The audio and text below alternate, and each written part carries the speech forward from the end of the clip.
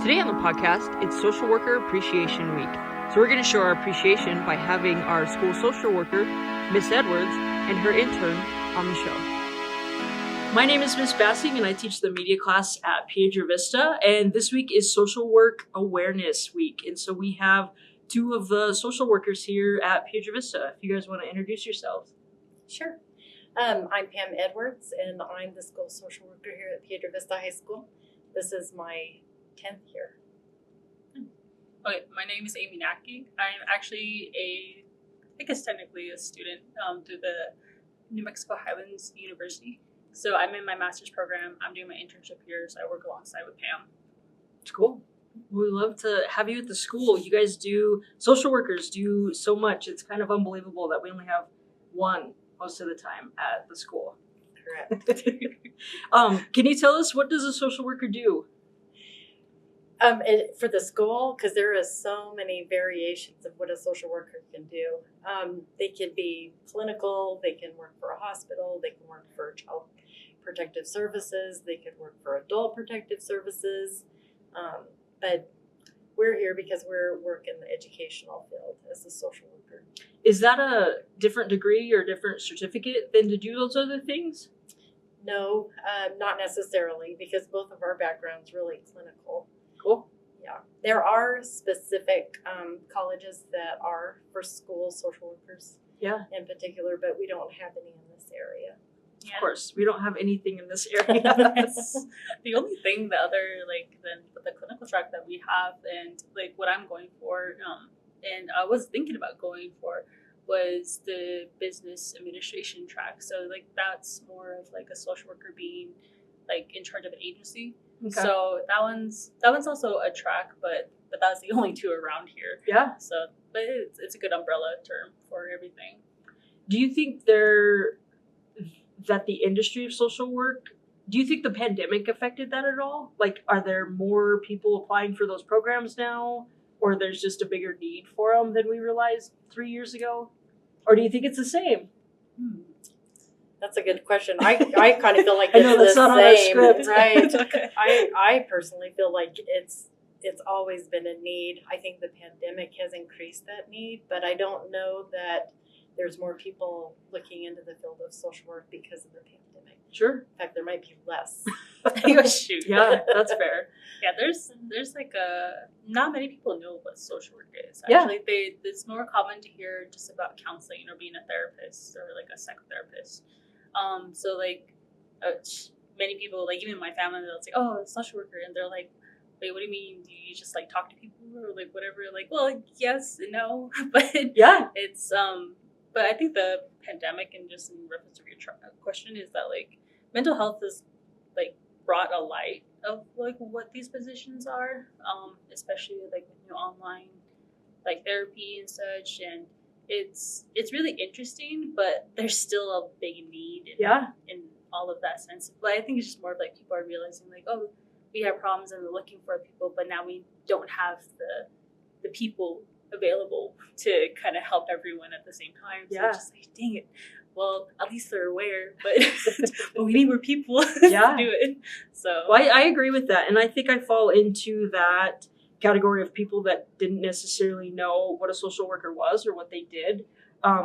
Life has thrown a bunch of things at me that I now know a lot of social workers and what they do. We fostered, who is now our daughter, but we got her through foster care. And so she had caseworkers.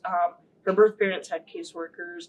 We had people working specifically with us. And that goes through all of the therapy that our Peanut had to do, some of the after adoption therapy that's been available to our family, all of it. And those are things that I never realized. It had never crossed my path until we kind of got put in that situation. And now I'm able to like genuinely appreciate. And then I'm able to see what you do in the schools through these meetings and working with other students that I wasn't aware of until I had sat down with those meetings in my own life with our Peanut and all the different agencies that go into that through the state and everything, you know. Going to court with her in all of the different court settings that we had. There were different people there that introduced us that were like the CASA workers and the Child Haven people and the CYFD, and just like there's a bunch of you and you guys do a lot of things. But basically you're helping people, which is Right. really awesome. Well, and I think, like, you bring up a good point, because I think typically the social worker has that reputation as a baby snatcher. And that's kind of been the reputation for years. And maybe now it's becoming into new light that social workers are there to help people, and they're trying to put families back together. They're trying to get people the help that they need to correct their problems, so that, you know, it just can be a better environment Yeah. for everybody.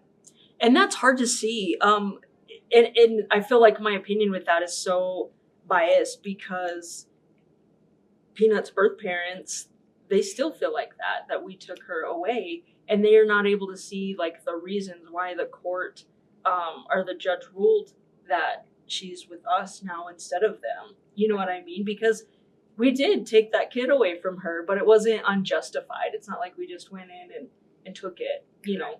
And there were a bunch of caseworkers trying to help that family recover and get better. You know, it's not just like, well, you snooze, you lose. Correct. Here it is. You know what I mean? Correct. And it was a long process for us. It took us over 3 years to have from placement to adoption. I'm sober now. I'm celebrating an 8-year sobriety birthday next week, actually. And so I went through all those steps, and it worked for me, you know, and a lot of times it doesn't necessarily. And you hear about people going through the system multiple times until they either get it or they don't get it. And I'm thankful that those systems were in place, that, you know, almost a decade ago, I had to take a parenting class as one of those things. And then fast forward to, oh, you're a parent now.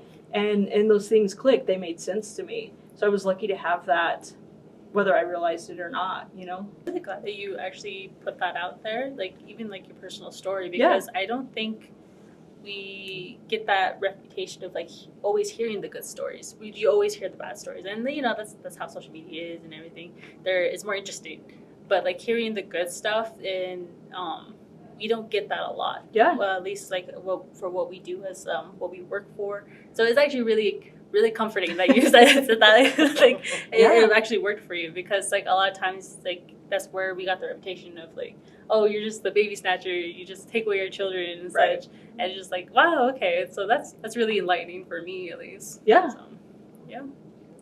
And it's good. And I know some other people who work in other roles as social workers, that their job is tough. They come home in tears, and you know they advocate for other people, and it's not an easy job, but it's cool that you're there to help these other people through that, and whatever that is, even if it's a simple like you're holding their hand through a situation that they're going through, or you're sitting down and listening to them, just listening to the students. Because I have students that I've talked to, and they're like, yeah, I went in to talk to Miss Edwards, and so it's cool because you're there. And a Right. lot of times the students here at the high school, they just need somebody to listen to them. Right. And then you're qualified. You have the advice and all the good things to tell them, and that to help them actually beyond just listening. Yeah. That's one of the fun parts of the jobs, is listening to the kids. Yeah. And you could just see, like, from the time that they come in being very stressed and not knowing what to do, from the time that you start till the time you finish, you could just see like a relief in them. Yeah. Yeah. And that's probably a reward for you, huh? Very much. Yes. There's probably a lot of different roles. In fact, my job now, as opposed to whenever I was first hired, is totally different. Yeah. They originally hired me as a social worker to work with kids that had violated the substance abuse policies. Okay. And so that was kind of the kids on my caseload, as anybody who had a violation using any illegal substance would be referred to me. I would do an assessment with them and their family and determine what services they need. If it's just a basic education class on drugs and alcohol, Sure. or if they needed more like outside therapy or whatever that family needed to help that child. Yeah. And so that was probably the first 3 years. And then it just started kind of evolving into where actually not only me as a social worker at PV, but the FHS and then the middle school social workers we're finding that there was a lot more mental health component. Sure. We were starting to assess kids more for suicidal ideations, for self-harm, cutting, things like that. Yeah. It just seemed to be kids were kind of rolling in because they were having family or friend issues. A lot of depression was surfacing. And this is even pre-COVID. Yeah. So a lot of our responsibilities started kind of going more with just crisis intervention. We still had the component of the substance abuse violations and help with that caseload, but a lot of it did start covering mental health issues. Yeah. Is what we noticed. Well, they probably go hand in hand. Very much. Yeah, very much. Usually there's a reason why they were using those substances. Correct. Yeah. And then just prior to COVID, our school psychologist who had been with us like for years, I mean like 40 years, I don't remember how many years he Yeah. had served, but he retired, and the social workers, they didn't quite know who to put us under, even though the head principal is kind of our boss. But we still have somebody at the district level who oversees us as kind of our mentor. Yeah. Typically around the nation, schools hire social workers more for a caseload with the special education children. Okay. Where originally it was just general education, special education, any student that would roll in with a substance abuse violation or a crisis that needed intervention. And then COVID hit, and so that kind of put a damper on a lot of things, open the doors up. So here we are back, trying to kind of redesign those roles and responsibilities and learn them. Yeah. And then kind of, even though there's still crisis intervention that's needed, because we have 1,700 kids here, Yeah. and one social worker and one intern this year, but Yeah. not every year do we have an intern to help. Yeah. So the guidance counselors are also very good support people, and they are trained in mental health as well. And so we're pushing a lot of those kind of the crisis intervention stuff more towards them, so that we can focus on a caseload of students who have behavioral or mental health or emotional disturbance issues. It's cool.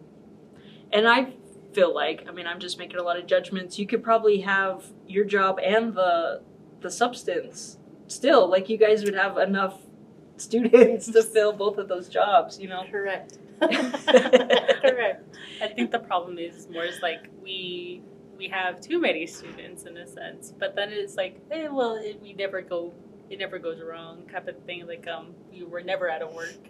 Yeah. So Never. So because we still have kids that roll in, and maybe we're the only ones that can see them, and they're just having a crisis, and it could be anything from it could be depression, it could be maybe pregnancies, it could be homelessness, it could be substance use, it could be, you name it. And what these kids, even sexual assault situations that happen.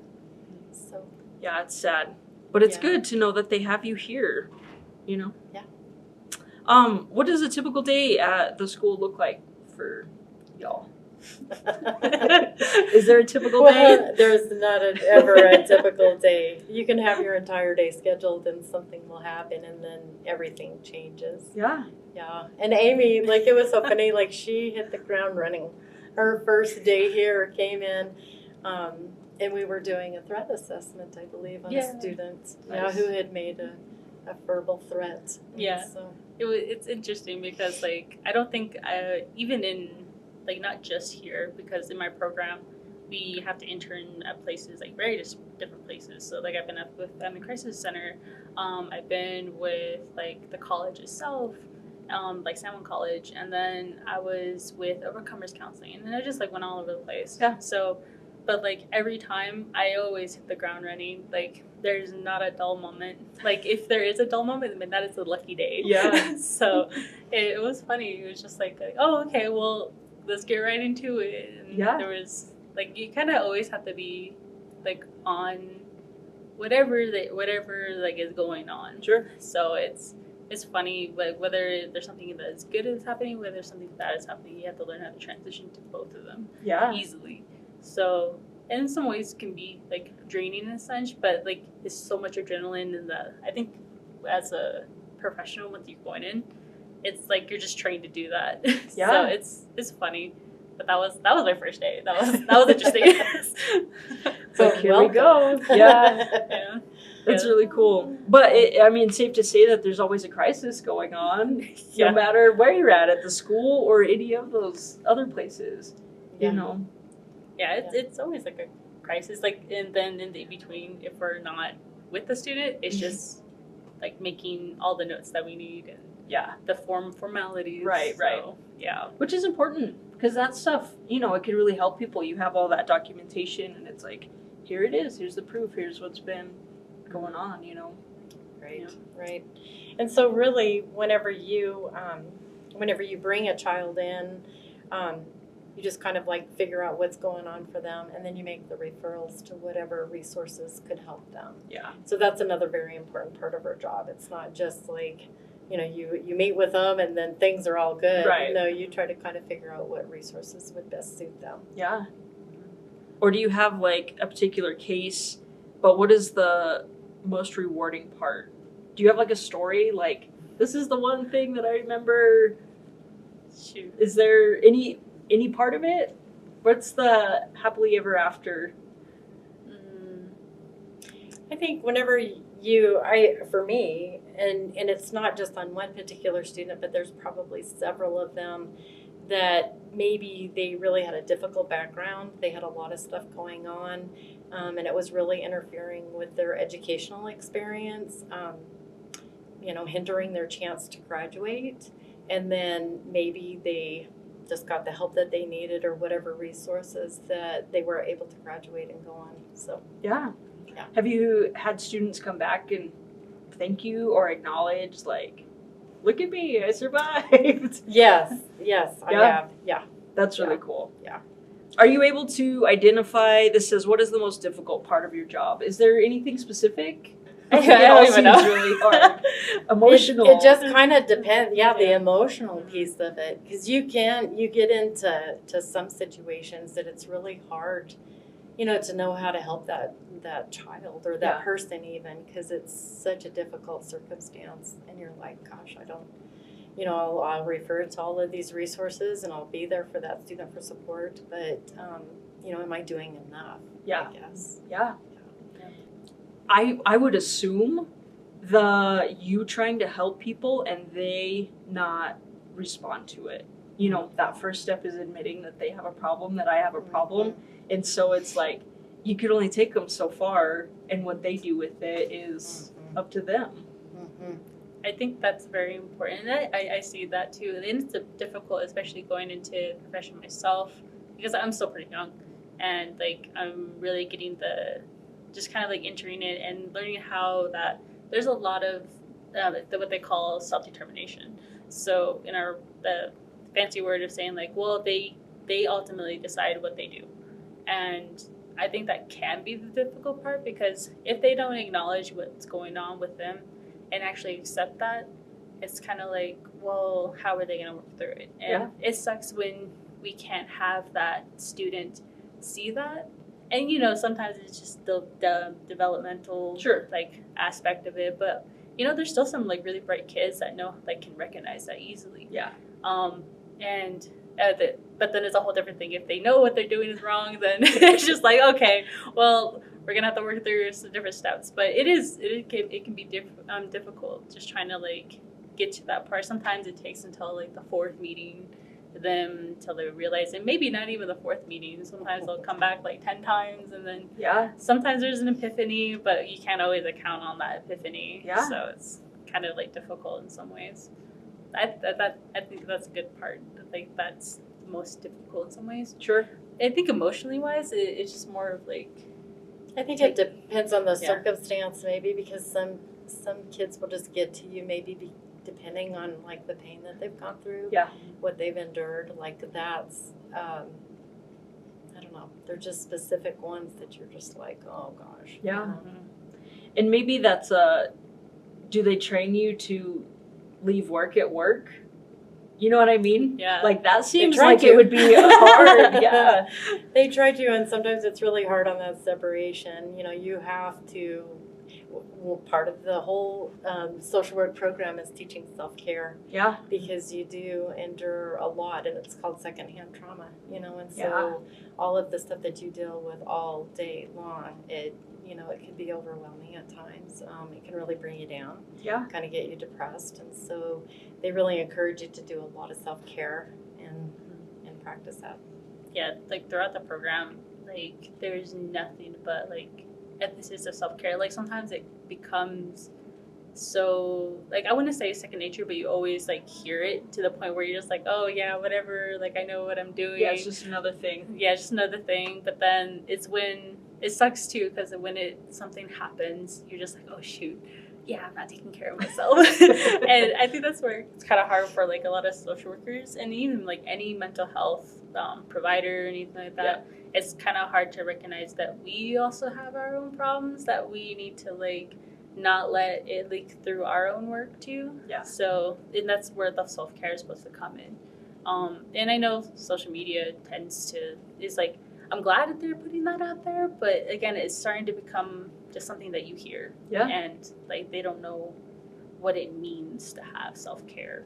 So at least that's why I see it whenever we talk about like, oh, the fancy word of like, oh, coping strategies, and it's just like, well, do you know what that is? Like, do you know like how that works for you? And they're like, oh, well, I've heard people do this. I'm like, no, they're not other people. We're talking about you. Yeah. So, and it's sometimes hard for some people to identify that. Yeah. And I mean, I struggled with that for a little bit until I figured it out, and I was just like, all right, cool. Like, this is gonna work for me for a bit. So before, I don't know, something else comes along. Yeah. So, yeah.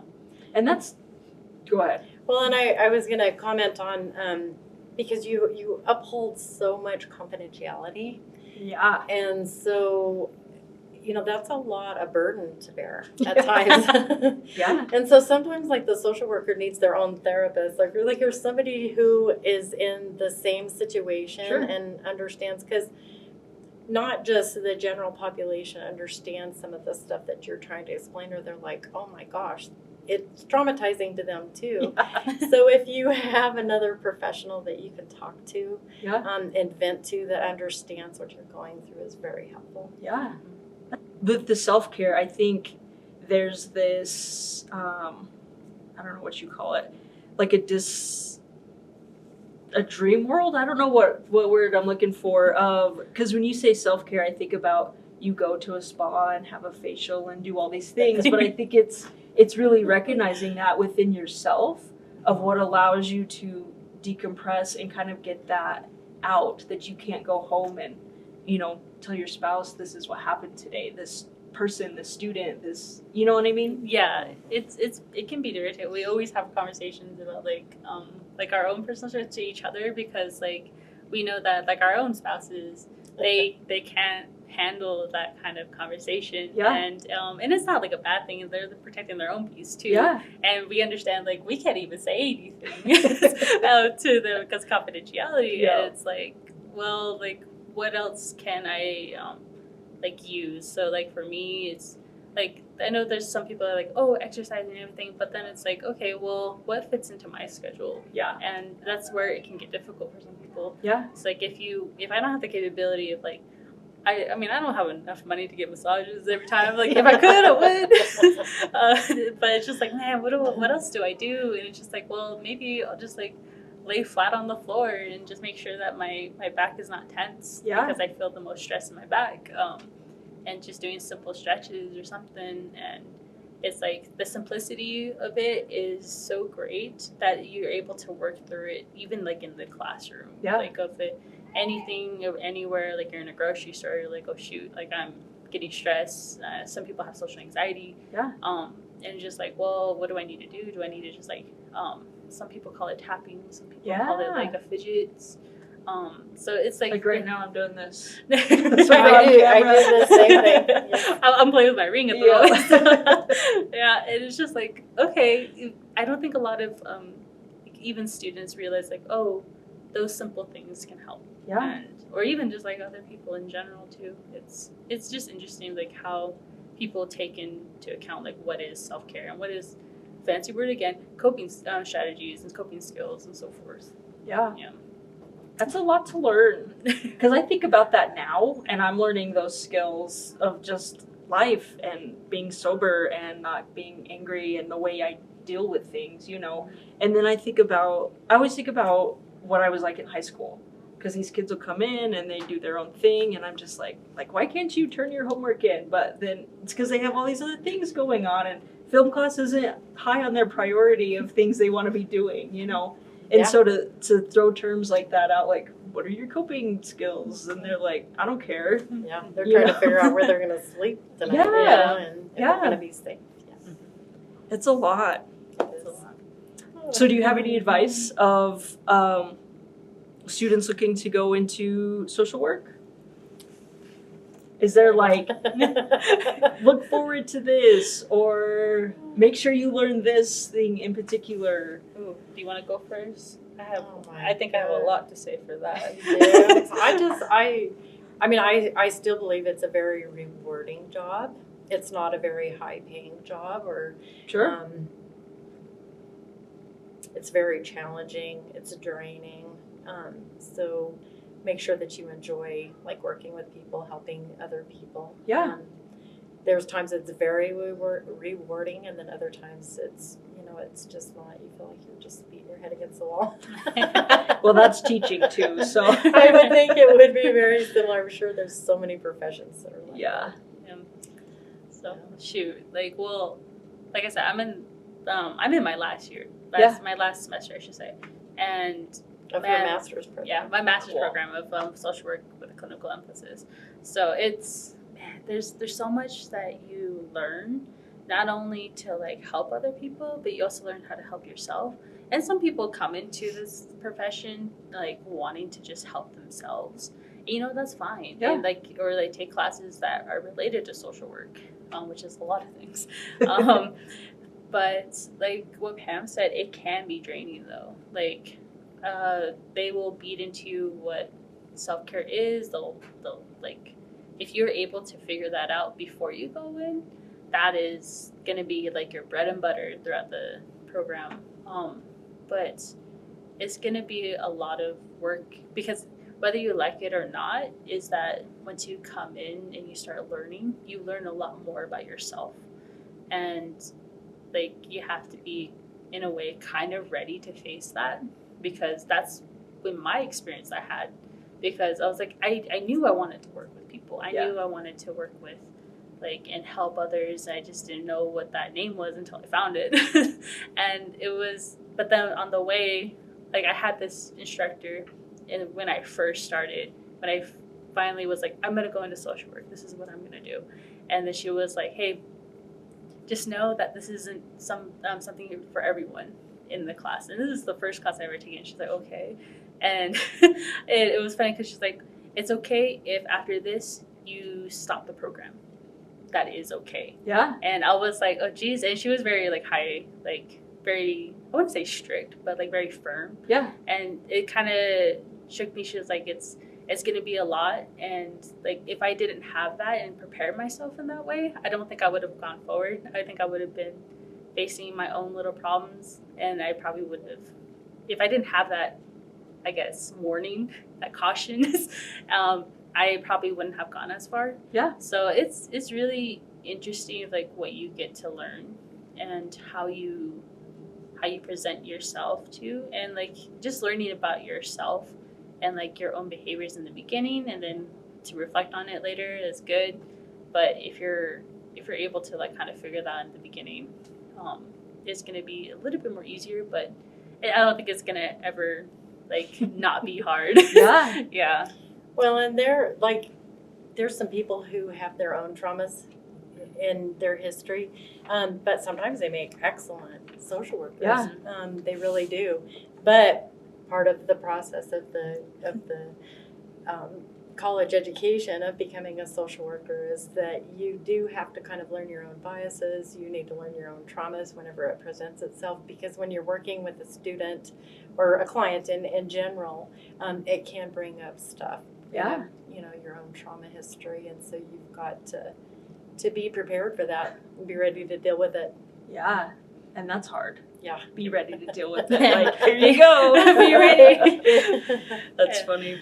Well, my sister-in-law, she's doing her master's right now. I can't remember how far she is into it, but she's really excited because in New Mexico, one of the requirements is they make you do some kind of like a cultural, you have to learn about the culture, because the people here are different than the people in New York, or you know what I mean, and there's a lot of history that goes along with that. So, and she was excited about it, and I was like, yeah, that makes sense. Like, of course the people in New Mexico are going to be different than other states. You know, it would make sense that every state have their own kind of way, because you have to be really open to the families. Like, these families are different traditionally at home than these families do stuff at home than these families do at home. So how do you assess that, and how do you offer help in those different ways that would apply to each of those students, you know? And there's even cultures within cultures, you know, and so you really have to be cognizant of that, you know, how to be mindful and help that person where they're at. Yeah. It's funny because like there's a test that we have to take, and or like even just requirements. Luckily with the program that I'm in, I don't have to take the cultural test because we've done so much within the program. Yeah. And it's become second nature for us. And I just didn't realize how much that wasn't implemented in other programs. Sure. Or even like in other like just schools in general. And luckily New Mexico has that kind of like aspect of it, in that like value of culture. Yeah. Because there's a bunch of cultures here. And it's like can get confusing, and it's funny because the national board is actually thinking about taking out that cultural aspect of the exam, just because it doesn't really line up to what actual culture is. Sure. And it's like kind of like in a way of bias in some ways.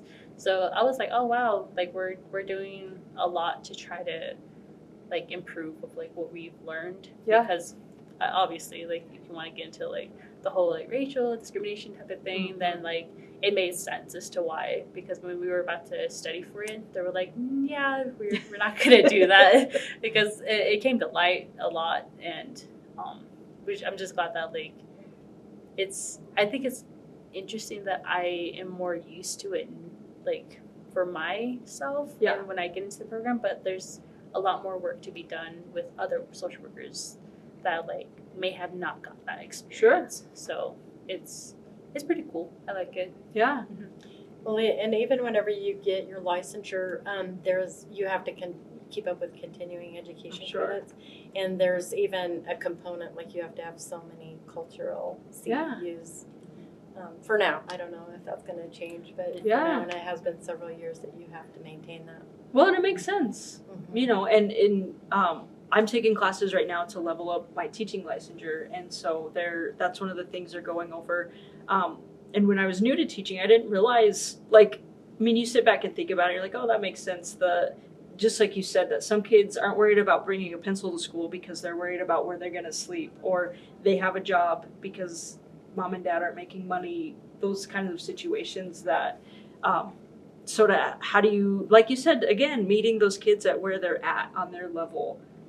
So teaching them and helping them get through life and not worried about them learning math or whatever it is, you know. And I didn't, like I said, you sit back and think about it and it's pretty obvious, but until I was here in this situation, I didn't realize that it was like that. You know, you kind of have these assumptions that everybody's the same, and then you realize really student by student that there's more differences in them than there are any similarities. Right. You know. Oh, I definitely admire teachers because usually we're just dealing with one or two students at a time, but you guys have classrooms of 30 plus students and 6 hours a day, or 6 classes a day, and each are individual. Unique, they're all going through their own stuff, and so I almost think your job's harder than mine. Some days. I don't know if it is or not. Is there anything else that people should know about social workers, or I don't know, I feel like we've covered a lot.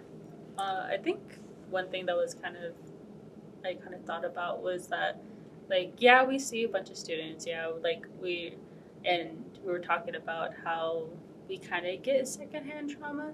That shouldn't, like, even us putting that out there, that's just us saying that we're human. It's not Yeah. saying that, like, no, don't come to us, like, we don't want to Yeah. experience that. We're like, no, that's literally what our job is. Yeah. It's like, it's in a way, yeah, dump it on us so we can help you.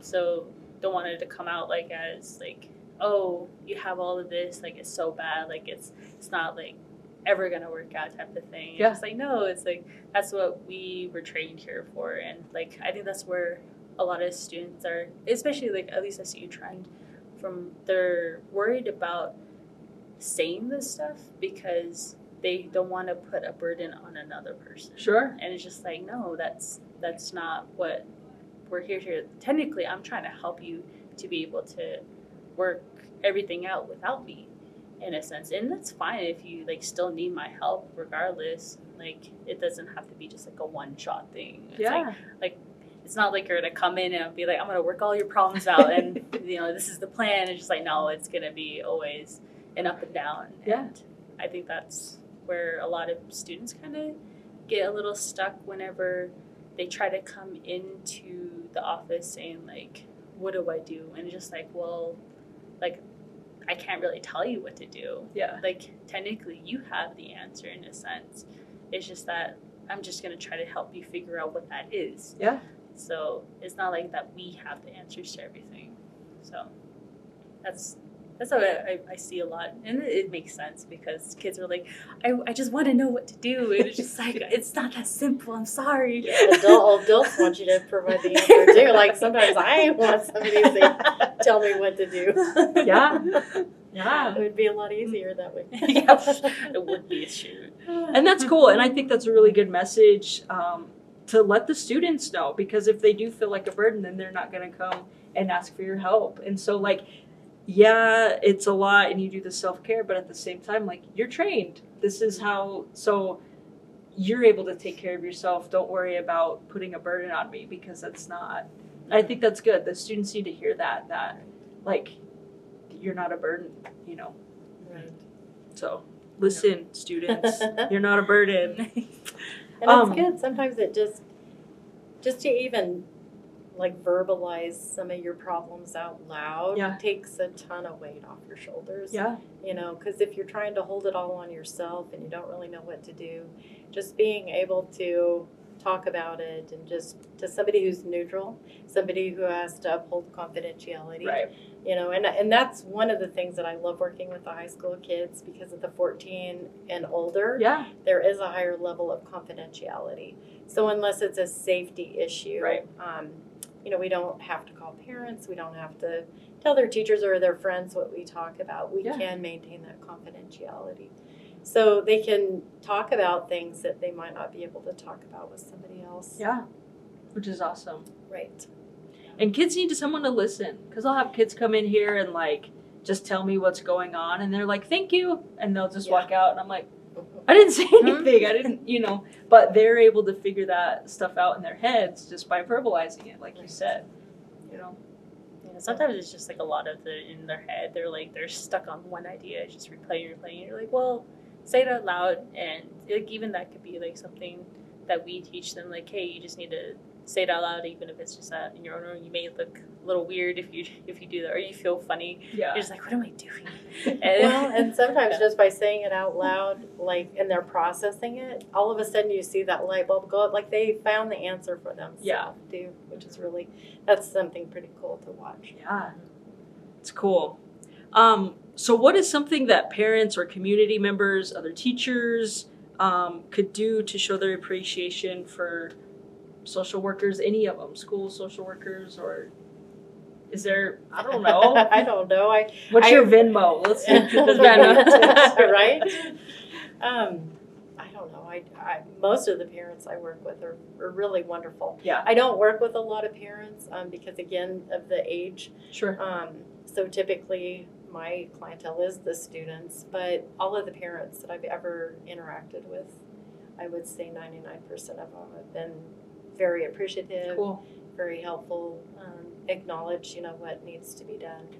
And they have a genuinely concern for their child. Yeah. So That's that's what I appreciate. Yeah. Yeah, it's just a lot of like them verbalizing their appreciation to us, and it's not like we're looking for compliment because we never go into saying like, oh, we're expecting this to be said to us. It's like no, and it just sometimes it's kind of weird for us whenever we get that appreciation. Sure. And shoot, I was kind of like shocked when you're like, oh, let's go do a podcast about it. I was like, really? Like they want to know about this? Heck yeah. Yeah. So it's kind of like, okay, well, getting that appreciation is like really heartfelt, and because I know our profession doesn't get paid like a lot in general too, as people would think, but and because even like in social, like you're not getting into this to get a lot of money or anything. Like no, and it's a lot of like being able to just feel that appreciation. Yeah. And because we don't expect much in return, we don't expect like the money or anything. So we get like a weird feeling whenever people are like, oh, here's this or here's that, and we're like, that's weird. Like, what are you doing? It's like weird showing that appreciation, but I think it's like even just saying like thank you or Sure. like even like some kids maybe they're not very verbal. I know people like don't like saying like oh thank you, or they don't know how to do it. They can just like send a text, send an email or something like that. It's just like oh that's actually really nice. So Cool. it actually helps and get us through our day because sometimes we don't feel like we're maybe doing what we should be doing. Sure. We're like, is it enough? So it's funny. Yeah. I do feel like I get quite a bit of thank yous and appreciation comments from students and Good. staff. Like I have a really good group of staff that I work with. Cool. Yep. Well, here's your PSA, everybody. Email Miss Edwards and tell her thank you, or make a card. Get real crafty, or we all have access to Canva, so you can make a really cool graphic design on there. Perfect. Well, Yeah. thank you guys for Yeah. coming in. Thank you, girls. Thank you for having us. Oh, of course, I Thank love you. it. Don't forget to show your appreciation for your school social worker. Thank you, Pam Edwards and Amy. Special thanks to Danny Miller for providing the music.